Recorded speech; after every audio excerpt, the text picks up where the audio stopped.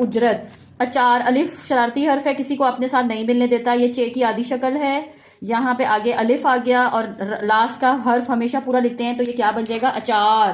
الف کے ساتھ یہ کون سا حرف ہے؟ ہے کے اوپر کوئی نقطہ نہیں ہوتا. یہ کون سے دو یوں ہیں؟ یہ سین کے دو یوں ہیں، اور نون آ گیا احسن سن احسن. نیکسٹ دیکھیں، الف کے اوپر پیش ہے دال ادا اور یہ سین، یہ آزاد حرف ہے، شرارتی حروف ہیں سارے، اس لیے کوئی بھی کسی کے ساتھ جوائن نہیں ہوا ہوا. الف کے ساتھ یہ کس کی آدھی شکل ہے؟ سواد. یہ لام ہے، یہ الف نہیں ہے، اگر الف ہوتا تو یہ یہاں پہ ٹوٹ جاتا، یہ ٹوٹا نہیں ہے، اس کو اس کے ساتھ مکس نہیں کرنا. نیکسٹ دیکھیں، نیکسٹ کیا ہے؟ الف کے ساتھ یہ گول سا فے ہے، اس کے اوپر ایک نقطہ ہے، پھر یہ زواد ہے آنکھ کی شکل کا، اور لاسٹ میں کیا ہے؟ لام. الف اف زوال زل افضل.